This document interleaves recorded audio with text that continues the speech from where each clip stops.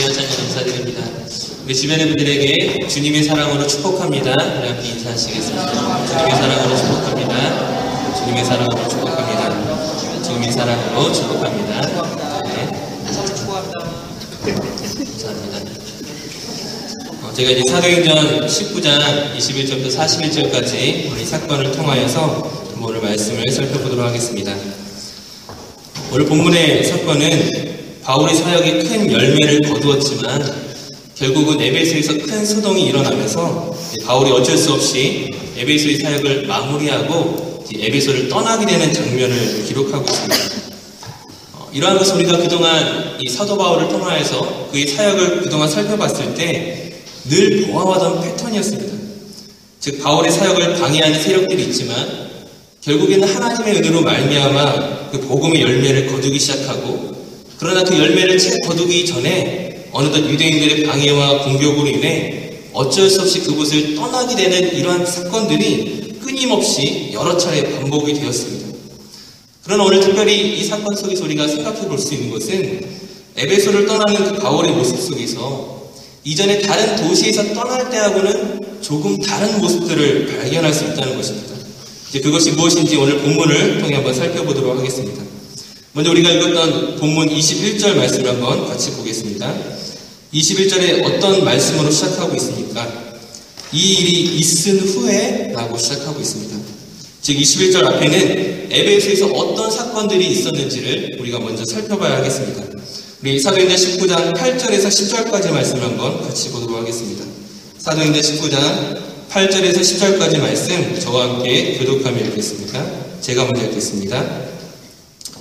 바울이 회당에 들어가 석 달 동안 담대히 하나님 나라에 관하여 강론하며 권면하되 어떤 사람들은 마음에서 순종하지 않고 우리 앞에서 이 돌을 비방하거늘 바울이 그들을 떠나 제자들을 따로 세우고 또한 서울에서 날마다 강론하니라. 다 함께 그 동안 이같이 하니 아시아에 사는 자는 유대인이나 헬라인이나 다 주의 말씀을 듣더라. 아멘.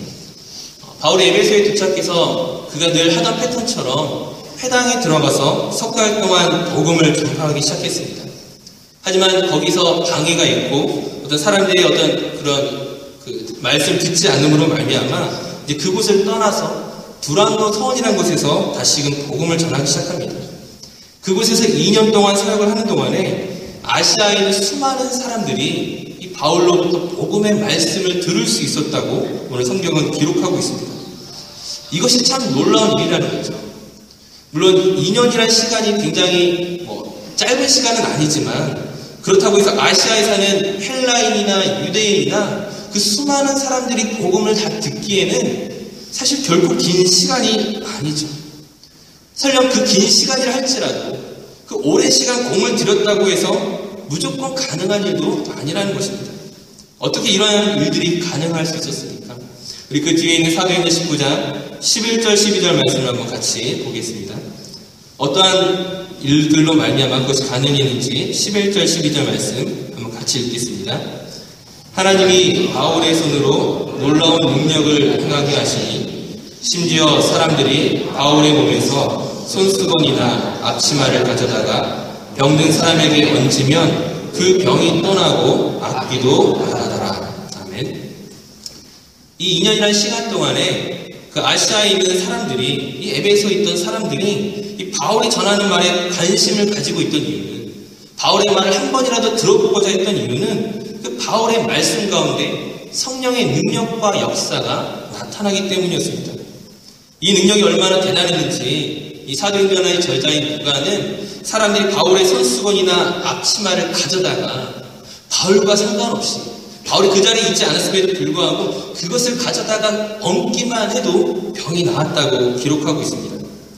또 이와 관련해서 13절 이하에서 또 한 가지 사건을 설명하고 있는데, 이 사도 바울이 예수 그리스도의 이름으로 귀신을 쫓아내는 것들을 보면서 이제 그것을 따라하는 사람들이 있었습니다. 그 중에 스게와의 7명이 이 바울과 같이 따라하다가 오히려 귀신에게 망신을 당하고 쫓겨난 이야기를 구체적인 예로서 설명하고 있습니다. 이러한 예를 통하여 지금 이야기하는 것이 무엇입니까? 바울을 통하여 나타나는 성령의 능력이 다른 세상의 사람들과 그 세상의 사람들에서 보여주는 어떤 그것들과는 비교할 수 없는 진짜 살아있는 하나님의 능력이었음을 설명하고 있습니다. 당시에 이 에베소에 마술을 행하던 수많은 사람들이 있었는데 그 마술하던 사람들이 그 책들을 가져다가 불태워버렸는데 그 책의 값이 은 5만이 되었다라고 성경은 기록하고 있습니다. 즉 바울이 이 에베소에서 이 두란노 서원에서 2년 동안 사역을 한 결과가 무엇입니까?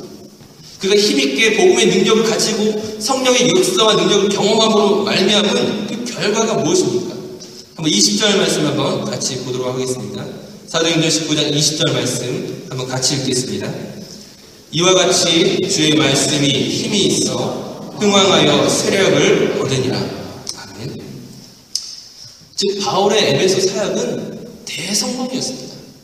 물론 그가 이전에 지나왔던 많은 곳에서도 많은 사람들이 복음을 접하고 들었고 고백하였지만 특별히 이 에베소에서의 사역들이 굉장히 큰 성공을 거두었음을 성경은 기록하고 있습니다.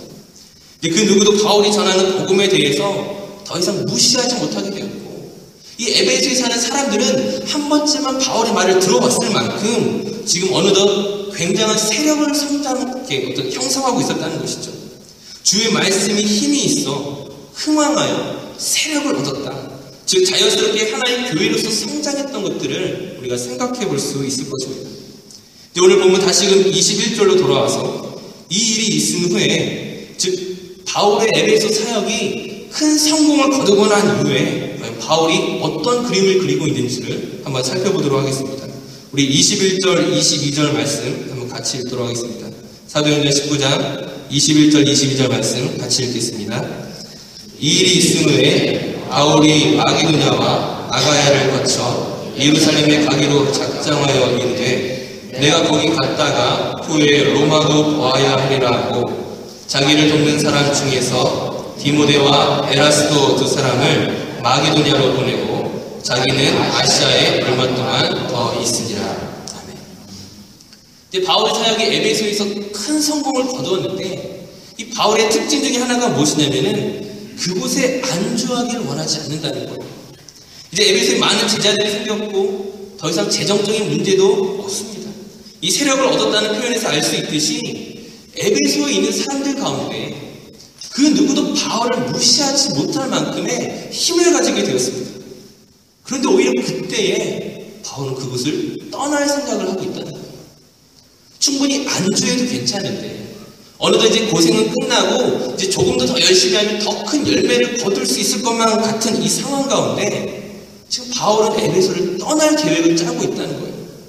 특별히 그가 가고자 하는 곳이 어디입니까? 이 마게도냐와 아가야는 바울이 핍박을 받으며 쫓겨났던 곳입니다. 즉 지금 안전한 곳을 떠나서 안전하지 못한 곳으로 지금 갈 계획을 세우고 있는 것입니다. 자신의 세력이 든든한 곳을 떠나서 아직은 교회가 완벽하게 자리 잡지 못한 곳으로 갈 계획을 세우고 있는 것입니다. 그리고 그 계획의 마지막은 그 궁극적으로는 로마에 갈 계획을 세우고 있었습니다. 22절에 보듯이 먼저 디모데와 에라스도 두 사람을 마게도냐로 보냈습니다. 근데 정작 바울이 아직까지 이 에베소를 떠나지 못한 이유가 무엇이겠습니까? 지금 디모데와 에라스도 두 사람만 보내놓고 막상 자기 자신이 지금 같이 떠나지 못하는 이유가 무엇이겠습니까? 그 이유가 성경에 나와 있지 않지만 한번 그렇게 상상해 볼 수 있을 것 같습니다. 바울이 에베소를 떠난다고 이야기했을 때 내가 마게도냐와 아가야를 거쳐서 어떻게 로마로 가서 복음을 전할 것인지 그 계획을 설명할 때에 과연 에베소에 있던 제자들이 그 에베소의 성도들이 과연 바울을 쉽게 보내줄 수 있겠느냐 하는 거예요. 아마 쉽게 보내주지 못할 것입니다. 그를 붙잡겠죠. 선생님, 아직까지 우리는 선생님이 필요합니다. 지금 선생님이 계시지 않으면 이렇게 떠나버리고 마시면 우리 다 흩어져 버릴지도 모릅니다. 언젠가 마게도냐로 가시고 아가야로 가시고 로마로 가셔야 되겠지만 아직은 때가 아닙니다. 아마 이렇게 만류하는 사람이 왜 없었겠습니까? 아마 그 강한 만류로 인해서 지금 디모데와 에라스도 두 사람만 먼저 보내고 지금 바울 자신은 계속 지체되고 있는 상황이라고 한번 생각해 볼 수 있을 것입니다. 그리고 23절 말씀을 보게 되면 이제 어떻게 시작하고 있습니까? 그때쯤 되어 즉 바울이 에베소에서 지체하고 있을 때 그가 아직 마게도냐와 아가야로 가지 못하고 아직 아시아에 머물러 있는 그때에 적지 않은 큰 소동이 일어났음을 성경은 기록하고 있습니다. 이 사건이 어떻게 일어난 것입니까? 우리가 오늘 본문 말씀을 읽어봤던 것처럼 이 바울 사역의 성공은 이 에베소가 가지고 있는 어떤 우상의 어떤 문화들을 흔들어 버린 것이죠. 특별히 그 신전에서 먹고 사는 사람들, 그 우상을 가지고 어떤 생업을 가지고 있는 사람들의 그 경제력이 굉장히 큰 위협을 당하게 된 것입니다. 특별히 아데메를 믿는 이 사람들이 지금 그 마음속에 불만이 가득했어요. 바울로 인해서 자기들의 생업이 위협을 받기 시작하니까는 큰 어떤 불만을 가지고 있는 상황 속에서 이제 데메드리오라는 이 사람이 여러 사람들을 선동하기 시작합니다. 그러므로 이제 바울과 함께 있던 이 가이오와 아리스타고라는 이 두 사람을 붙들어서 이 연극장으로 끌고 갔음을 오늘 본문은 이야기하고 있습니다. 제가 이게 인터넷으로 한번 조사를 해보니까는 이 에베소의 연극장이 오늘날에도 아직 남아있다고 하더라고요. 제가 한번 사진을 준비했는데 사진 한번 보여주시겠어요? 이 에베소에 남아있는 이 연극장이 무려 25,000명이 들어갈 수 있는 굉장히 큰 연극장이라고 합니다. 22개의 계단으로 상단으로 구성되어 있는 이 연극장이 완성된 것은 이제 AD 2세기 때쯤에 완성이 되었는데 이 큰 연극장에 수많은 사람들이 가득 차기 시작하는 거예요. 왜 가득 찼겠어요? 그 바울로 말미암아 자기들의 경제력이, 자기들의 어떤 생활이 무너지기 시작했을 때 거기에 대한 분노를 지금 여기에 모여서 쏟아내고 있는 것이었어요. 근데 바울이 그 소식을 듣고 자신도 연극장 안으로 들어가려고 했지만 들어가지 못했습니다.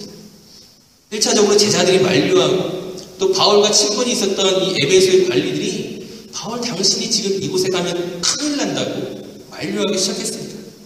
아마 바울이 만약 그곳으로 들어갔다면 그 연극장 안을 가득 채우고 있는 그 성난 군중들로 인해서 아마 목숨이 위험할 수밖에 없는 그런 상황이었을 것입니다. 이런 모여있는 사람들이 그 분노를 가지고 모였지만 사실은 왜 그들이 그 자리에 모여 있었는지 그들 스스로도 잘 알지 못했다라고 이제 성경은 기록하고 있습니다. 그냥 혼란스럽고 혼돈스러운 이 상황 가운데서 이제 유대인들이 이 기회를 이용하려고 하는 것이었어요. 유대인은 틈이 나면 어떻게 해서든 그 바울을 죽이고 어떻게 바울을 붙잡으려고 했었는데 지금 바울을 추종하는 사람들, 바울을 따라가는 그 두 사람을 잡아다가 간 것들을 보고서 유대인들이 기회를 삼은 것이죠. 이 기회를 이용해서 바울의 세력을 손상시키려고 했습니다. 하지만 지금 이 연극장 안에 모여있는 사람들이 지금 이 유대인들의 말을 듣지 않죠. 다행스럽게도. 왜 그렇습니까? 그들은 우상을 만들고 우상을 섬기는 사람들인데 지금 유대인들은 유일신을 믿는 사람인 걸 알고 있었거든요. 그래서 다행히 그 유대인들의 어떤 계획들은 무너졌는데 지금 여전히 이 연극장 안에 가득 차 있는 사람들은 지금 바울과 기독교에 대한 분노를 막 쏟아내고 있는 그런 상황이었습니다. 무려 2시간에 걸쳐서 에베소 사람의 아데미어라고 큰 소리를 지르면서 어떤 광란의 어떤 분위기가 형성되고 있었습니다. 마침 이러한 상황 가운데 이 에베소의 서기장이 이 상황들을 진정시키기 시작하죠. 다행히 이 그 서기장이 그래도 굉장히 어떤 양심적이었던 사람인 것 같습니다. 지금 붙잡혀 있는 두 사람에게 어떤 책임을 전가하거나 어떤 희생양으로 삼지 않고 지금 너희가 이렇게 하는 것들이 불합리하다. 이 사람들은 무슨 잘못을 했는가? 너희가 이 일로 인해서 지금 이 신장과 연극장 안에 있는 것들을 손상시킨다면 너희들이 책임져야 될 것이다. 말로서 그들을 설득해서 이 모인 무리들을 흩어지게 했습니다. 이렇게 큰 소동이 끝이 났는데 소동은 끝이 났지만 아직 사건은 끝이 난 것이 아니죠. 이제 교회가 이제 에베소에서 어느 정도 자리를 잡았다고 생각했는데 그 누구도 무시하지 못할 세력을 형성했다고 생각했는데 이 사건을 통해서 무엇이 드러났습니까? 여전히 이 에베소 안에는 교회를 반대하고 바울을 반대하고 어떤 폭력적인 방법과 계획을 가지고서 그들을 무너뜨리려고 하는 그 수많은 시도들이 이미 감춰져 있던 것들이 드러나는 것들을 이제 발견하게 된 것입니다. 하지만 오늘 우리가 바울을 통해 무엇을 볼 수 있습니까? 이 소동으로 말미암아 바울이 두려워합니까? 바울이 근심하고 있습니까?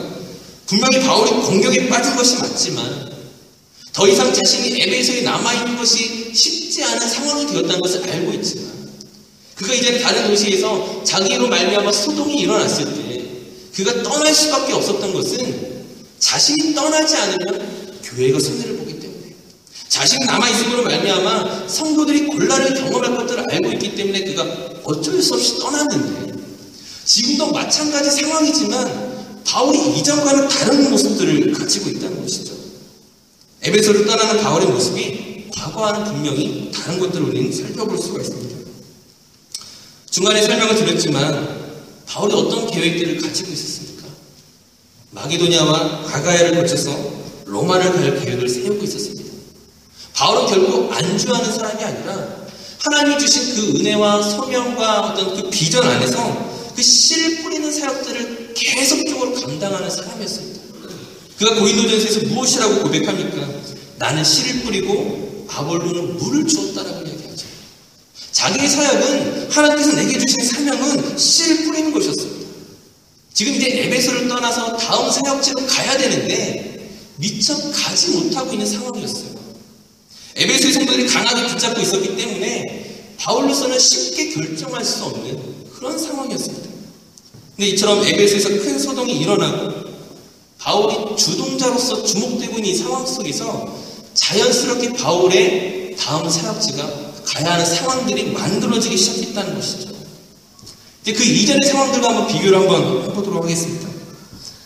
사실 바울이 다른 사역지에서 쫓겨날 때 바울이 얼마나 답답한 상황이었습니까? 그 비시디아 안디옥에서 이방인들이 바울의 말을 듣고자 하였지만 유대인들이 그 안디옥에 있는 그 유력자들을 선동해서 바울과 바나바를 쫓아냈습니다. 미처 교회를 온전히 세우지 못하고 이제 예수님에 대해서 관심을 가지고 있는 그 성도들을 온전히 돌보지 못하고 어쩔 수 없이 다급하게 도망가야 했습니다. 루스드라에 가서는 바울이 돌을 맞고 거진 죽을 뻔하다가 쫓겨났었습니다. 빌립보에서도 매를 맞고 감옥에 갇혔다가 비록 그 간수장이 복음을 듣고 그 가정이 구원을 받았지만 어찌되었든 더 이상 사역하지 못하고 쫓기듯이 도망가야만 했습니다. 데살로니가에 갔을 때도 그 수많은 이방인들이 예수님을 믿기를 원했고 알기를 원했지만 그 유대인들이 그 불량배들을 통하여서 그 야손과 그 형제들을 핍박함으로 말미암아 그들이 더 큰 핍박을 받지 않도록 바울은 또 그곳을 떠나야 됐습니다. 베레아에 도착했을 때 많은 사람들이 예수님을 믿었었고 그들이 날마다 성경을 상고하게 했다라고 고백하고 있었지만 그들을 더 양육함으로 말미암아 그리스도의 제자를 만들 수 있는 상황이었지만 소동이 일어나는 바람에 어쩔 수 없이 또 아덴으로 떠나야만 했습니다. 고린도에서도 마찬가지였고 지금 에베소에서도 마찬가지였습니다. 억지로 바울이 머물 수 없는, 이제 떠날 수밖에 없는 상황이었지만 하지만 이전과 다른 것이 무엇입니까? 이전에는 내가 이곳에서 무언가 해야 되는데 내가 해야 할 일들이 있음에도 불구하고 어쩔 수 없이 떠나는 것처럼 내가 생각했다면, 하지만 그것이 바울의 착각이었음을 우리가 그동안 살펴봤었죠. 나는 이곳을 온전히 섬기지 못하고 쫓기듯이 도망가는데 나중에 다시금 그 선교지를 찾아갔을 때 그곳에 교회가 세워져 있고 장로들을 세울 만한 사람들이 있고 어느덧 어엿한 교회로 만들어져 있는 것들을 보면서 바울이 무엇을 깨달았습니까? 내가 교회를 세우는 것이 아니라 하나님이 교회를 세우신다는 사실을 뒤늦게 깨달았었죠. 지금 이 에베소에서는 어떻습니까? 지금 마게도냐와 아가야로 이제 가야 되는데, 지금 이곳에서 사역을 빨리 마무리하고 다음 사역지로 가야 되는데, 아직은 믿음이 약하고 아직은 연약한 그 교회를 세우러 가야 되는데 차마 가지 못하고 있는 이 상황 속에서 내가 그들을 설득하는 것이 아니라 자연스럽게 떠날 수 있게 됨으로 말미암아 오히려 홀가분하게, 오히려 지금 이 모든 상황을 하나님의 인도하심으로 고백하고 여길 수 있는 상황이 만들어졌다는 것입니다.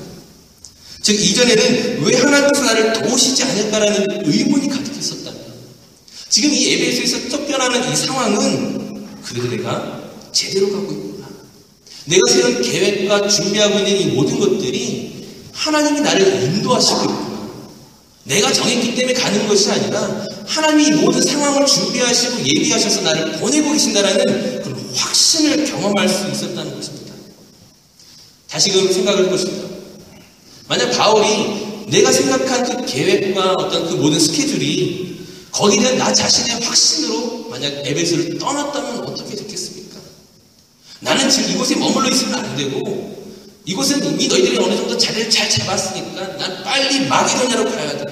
난 아가야로 가야 되고 난 로마로 가야 된다라고 만약 자신이 결정하고 움직였다면 아마 에베소 교회는 상당히 큰 타격을 받았을지도 모릅니다. 아마 우리가 생각하는 것 이상으로 후유증을 경험할 수도 있었을 것입니다. 즉 조급한 마음으로 아무리 그것이 옳은 일이라 할지라도 단지 내 생각으로 결정하고 나아갔을 때 그것은 부정적인 결과를 만들 수밖에 없죠. 바울이 이 사실을 알고 있었기 때문에 그가 디모데를 보내고 에라스도를 보냈지만 마치 난 함께 가지 못하고 주저하고 있는 이 상황 속에서 하나님의 방법과 때가 자연스럽게 나타난 것들을 볼 수가 있었던 것입니다. 결국 다른 후유증을 남기지 않고 바울은 마게도냐로 떠나게 됩니다. 오늘 말씀의 결론을 맺으면서 우리가 지난주에 제가 말씀을 드렸지만 우리가 관심을 가지고 집중해서 바라봐야 할 것이 무엇이겠습니까? 이스라엘 백성들이 그 광야에서 가장 집중하고 바라봐야 되는 것은 성막 위의 구름이라고 말씀드렸습니다. 내가 결정하는 것이 아니라 내가 계획을 세우는 것이 아니라 그것에 따라 내가 움직이는 것이 아니라 하나님께서 나를 어떻게 인도해 가시는지 하나님 어떻게 나를 다스리고 계신지 그것을 보고 믿고 신뢰할 수 있어야 된다라고 말씀드렸습니다. 더디 가는 것처럼 보이지만 그것은 느리게 가는 것이 아닙니다. 어려움을 당하는 것처럼 보이지만 사실은 제대로 가는 것이죠.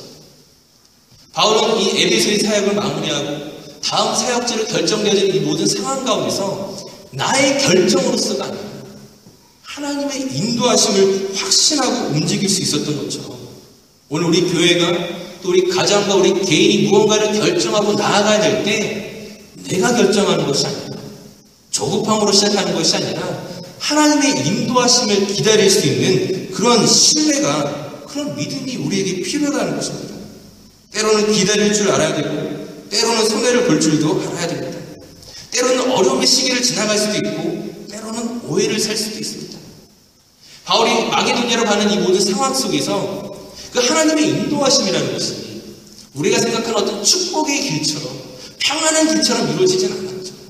큰 소동이 일어나고 때로는 목숨의 위협을 경험하고 교회가 어려움을 당하는 그런 불확실한 어떤 상황이었지만 오히려 그런 상황 속에서 하나님의 인도하심을 경험하였던 것처럼 내가 원하는 상황이 아니라 세상이 원하는 어떤 그런 평안과 안정된 모습은 아닐지라도 하나님을 바라보고 하나님의 그 부르심과 약속을 믿는 믿음 안에서 우리가 한 발자국 한 발자국 따라간다면 분명히 그 모든 상황을 뛰어넘어서 하나님의 일하심을 볼 수 있게 될 것입니다.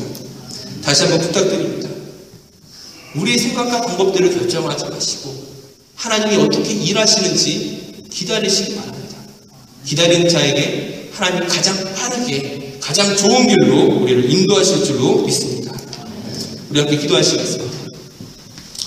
우리 함께 기도하실 때 하나님 내 생각과 내 계획대로가 아니라 나의 방법대로가 아니라 하나님이 나를 어떠한 상황 가운데로 인도하시고 그 상황 속에서 나에게 어떤 것들을 보여주시는지 그것을 바라볼 수 있는 믿음을 주시옵소서. 조급함이 아니라 신뢰함으로 기다림으로 하나님의 응답을 경험할 수 있는 믿음의 눈을 우리 가운데 허락하여 주시옵소서. 오늘 우리 교회와 우리 가정과 우리 개인의 삶을 주님 다스리시고 인도하여 주시옵소서. 우리 함께 소망하며 함께 기도하시겠습니다. 거룩하신 아버지 하나님, 제가 감사드립니다. 하나님, 바울이 에베소를 떠나서 마게도냐로 갈 때에